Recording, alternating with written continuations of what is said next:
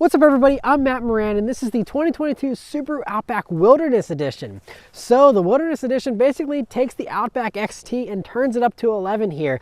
So it's beyond even the Onyx Edition and is really just a completely different beast in many different ways. You have much different styling than what you get on a regular Outback with completely unique bumpers up front and in the back. You have extra cladding here on the sides, you have unique wheels, tires, and all kinds of other little accents and stuff. And so all this is designed to make this more off-road capable. And I mean, the Outbacks were already pretty good, but Subaru saw what customers were doing to their Outbacks to modify them, and so Subaru just wanted to offer something similar right from the factory. So it's ready to go, ready for your favorite trails. And so you see up front there, you have a unique front bumper there, which has extra matte black plastic here. It's a little more resistant to scrapes and get a few less scratches there on the front end whenever you're, going through brush and stuff like that. You also see the unique little hexagonal fog lights there, the little LEDs in the lower part of the front bumper. You have a unique grille here as well, and it also has a front view camera so that you can navigate things better. You also have this unique hood decal here, which does help cut down on glare. That's why they did that. It also does look cool. Also, you'll see hiding beneath the front bumper there, you have a skid plate, and so that helps in addition to the extra ground clearance you get on the Wilderness to make this thing much more capable again whenever you're trying to go off-road. And so you actually have 9.5 inches of ground clearance here, which is really fantastic and right up there with the best off-roaders as far as the amount of ground clearance. It's really impressive. And you also have to go along with that better approach and breakover and departure angles, with the Wilderness having a 20-degree approach angle along with a 21.2-degree breakover angle and a 23.6 departure angle. You also get a beefed up suspension, of course, as well, which gives you improved travel as well as handling rougher pavement better. And coming down to the sides, you have extended body cladding here, which is a little more edgy looking, and you also have these Yokohama Geolandar tires, which are a little more off-road oriented. They're still very quiet on the road and they're still pretty smooth ride and stuff, but a little bit of extra grip there with those. You have the smaller 17-inch wheels here to help go along with that. You have those nice big sidewalls, and I love how you have the raised white lettering. That is actually a deliberate throwback to the original Outback, and that's why they did that.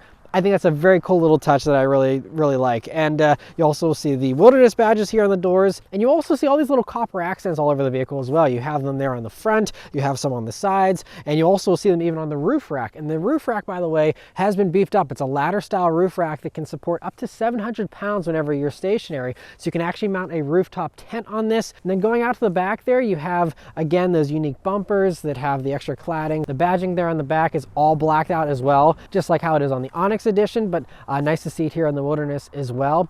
And yeah, that's about it. Just a very cool looking vehicle here. It definitely does the job of standing out from other Outbacks. This looks like it's an Outback that's definitely a little more rugged, a little bit more ready for adventure.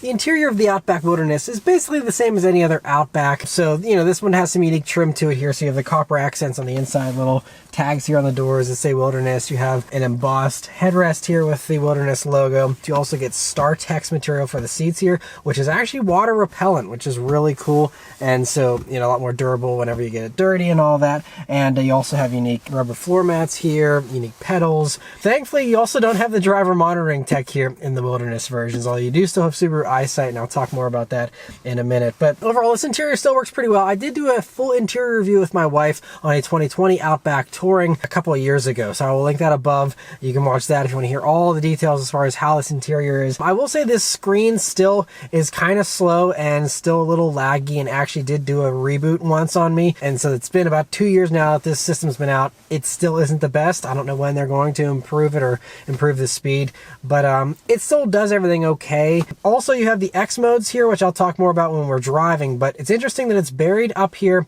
in a little sub menu basically on the top of the screen instead of just having a normal button setup like you get in a Crosstrek, for example. And so it feels a little bit different and a little bit more sporty in here, I guess, a little more rugged. And one cool touch in the back here for the Wilderness versions is you have an extra LED light there on the lift gate, which actually shines down, and it's very handy at night to give you some extra illumination there. It's also a power tailgate tailgate, and it's a really fast power tailgate. Whenever you press it to close it or open it, I mean, it really goes, it's honestly the fastest tailgate I've ever seen. And these Wilderness Editions also come pretty nicely loaded. You have heated seats, and you know, everything feels, you know, fairly premium for a vehicle that costs almost $40,000.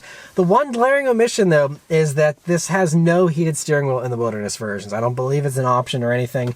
And whenever you're in a chillier wilderness, having heated steering wheel would be so nice, and it's just one thing I wish was at least an option here. And it is something you can get on other Outbacks. It's just strangely missing here from the Wilderness, and it's not an expensive thing. I wish they would have just included it for, you know, raise the price up by a couple $100 and have it in here. I think that a lot of people would really appreciate that, because I feel like a lot of people, when they are out venturing around places, it can get kind of cold, so that would be nice.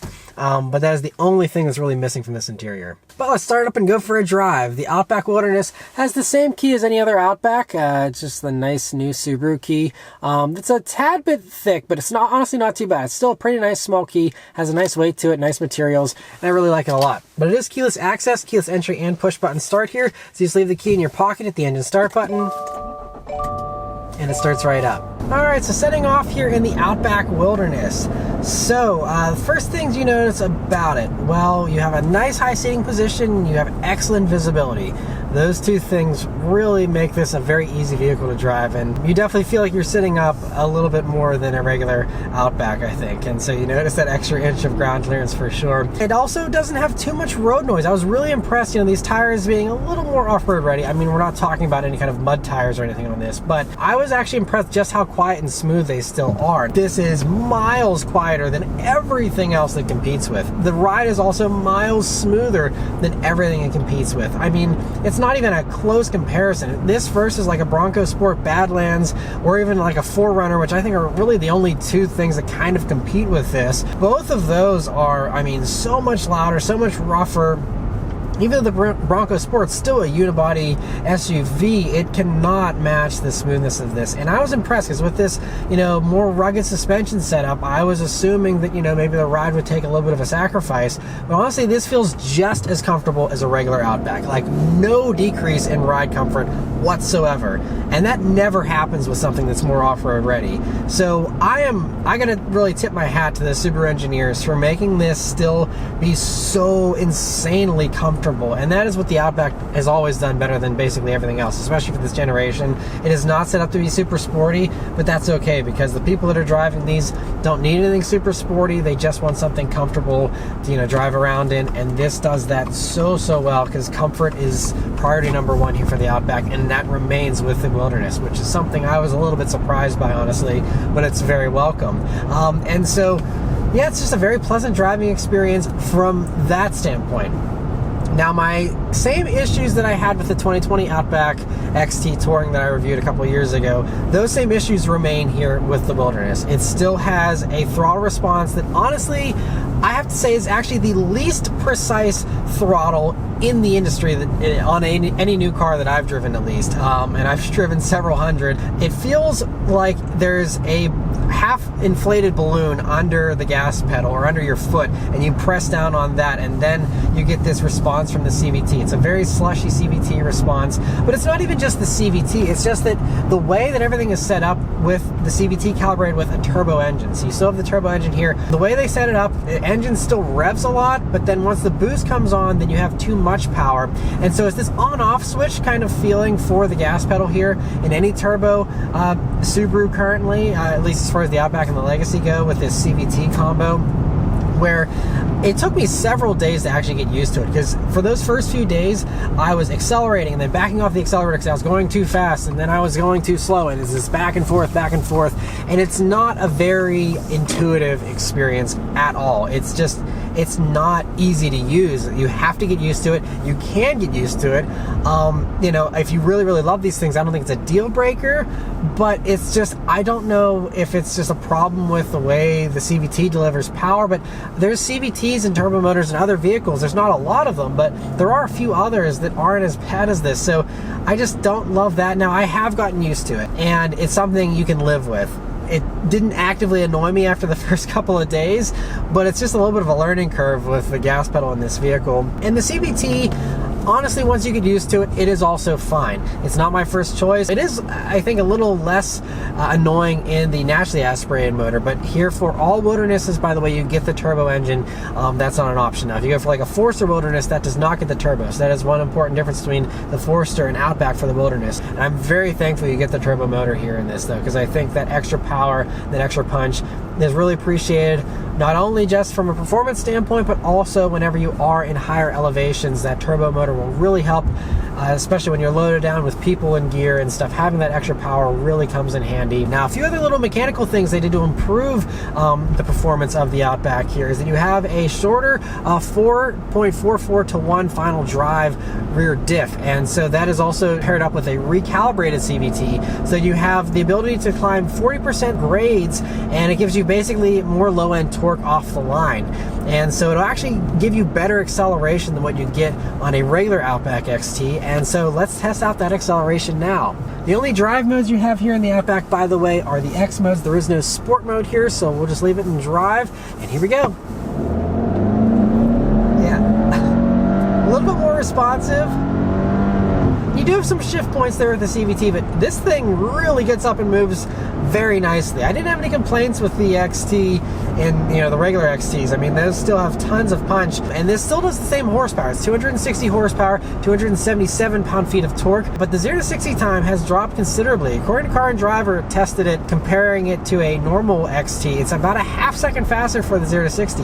So you're now down to a 5.8 second 0 to 60 for this vehicle, which is very impressive. And that amount of punch again puts it right up there with like the Bronco Sport Badlands with its nice punchy motor, which has about 250 horsepower. So this is actually a little bit better from a power standpoint, and you will have no complaints as far as passing power, all that kind of stuff. Plenty of power here in this. This motor is so good for that. And by the way, if the CVT does annoy you, you do have the manual shifting here with paddle shifters, and there's 8 simulated gears, and it's actually fairly responsive.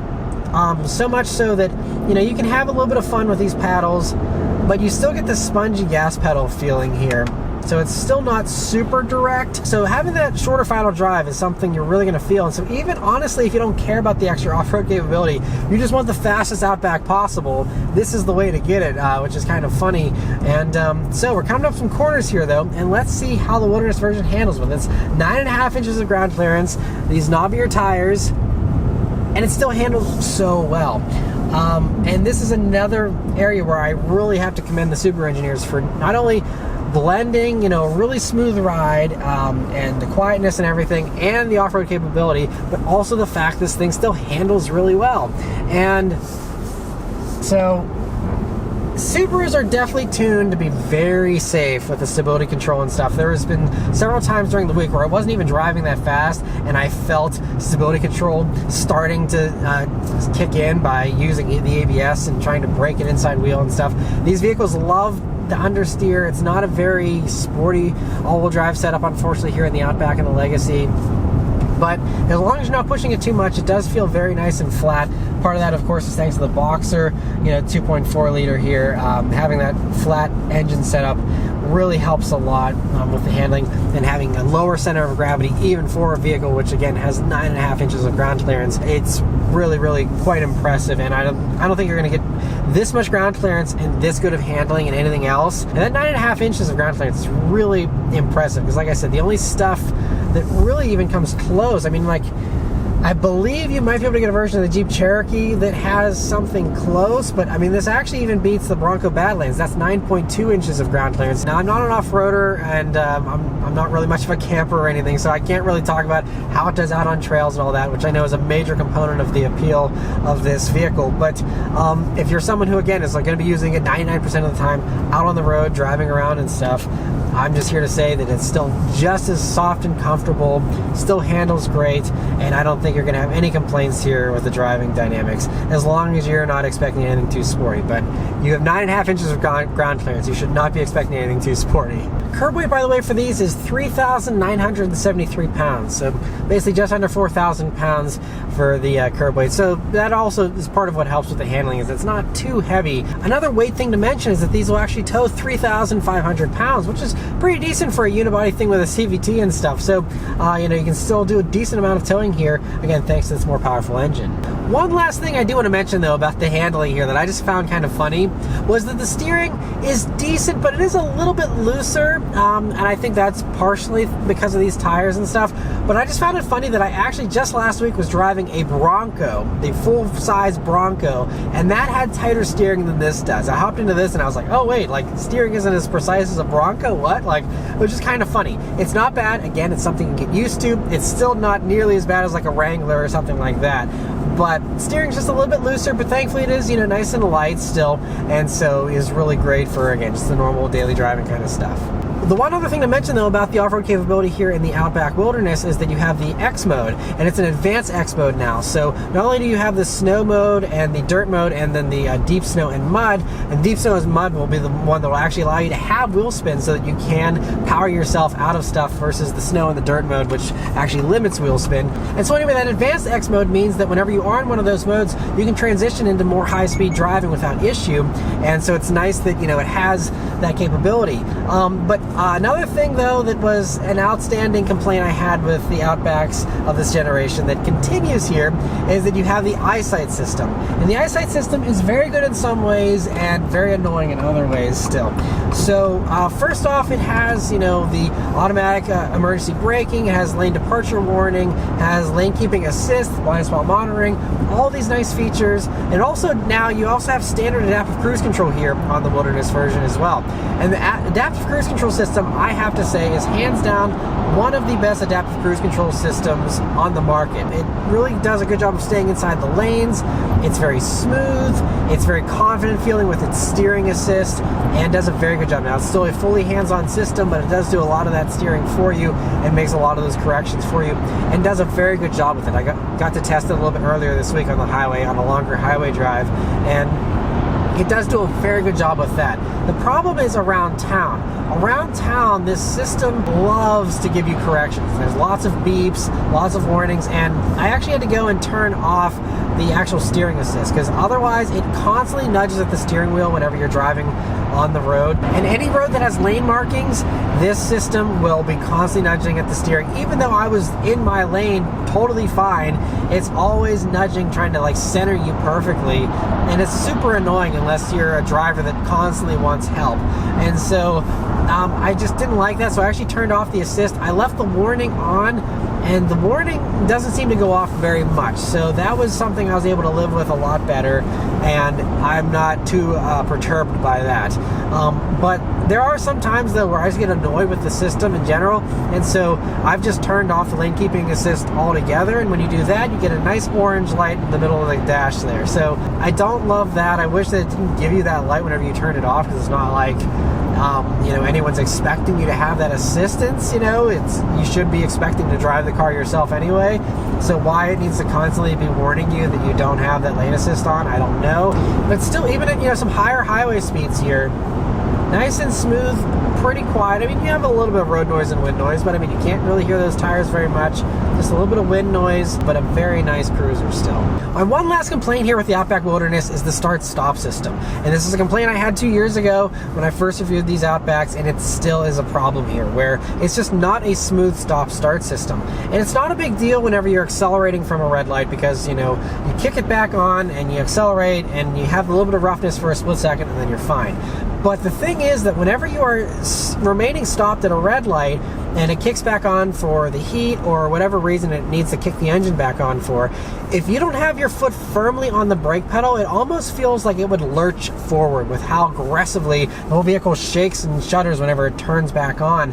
And it's just honestly like a little unnerving, because again, I'm like nervous that it's going to unintentionally like inch forward, because it's just such an aggressive start system. And so I'm not sure why, you know, it's so rough. In any other vehicle, it doesn't do that kind of a sensation. I mean, this is hands down the roughest stop-start system I've tested in the past few years, I think. So still don't love that. Thankfully, you can turn off the stop-start system, and then you don't have to deal with that. You lose out on a tiny bit of fuel savings, but not a big deal, and so it might be something that's just best left off.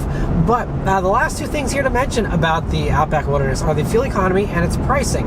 So I've driven this vehicle 100 miles now, and during my driving, I got 20 miles per gallon. And so that's actually not bad. That's actually better than what I got 2 years ago with the regular Outback.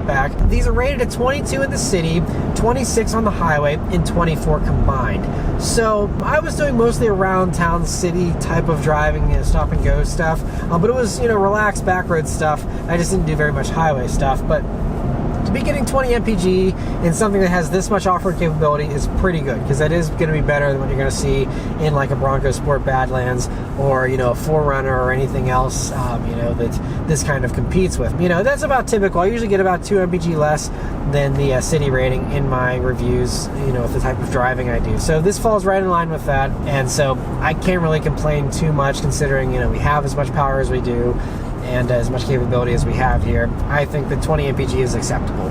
The last thing to mention here, though, is the pricing, which I think they did a really good job on the pricing of the Wilderness here. So they, made sure that it wasn't as fully loaded as the top versions of the Outback. So a touring trim will have like cooled seats, that heated steering wheel, and a few other things. You have like a more premium stereo than what you get here in this, and a few other things. So this is stripped down a tiny bit, but it still is really well equipped, and these start right around $38,000, and so that's about how much this one costs as equipped. This one does have the optional heated rear seats, but it does not have a moonroof. A moonroof is an option. You can get in these. This one does not have that, but otherwise there's not too many options you can get on a Wilderness version, so that's at least refreshing and easy from an ordering standpoint and a buying standpoint.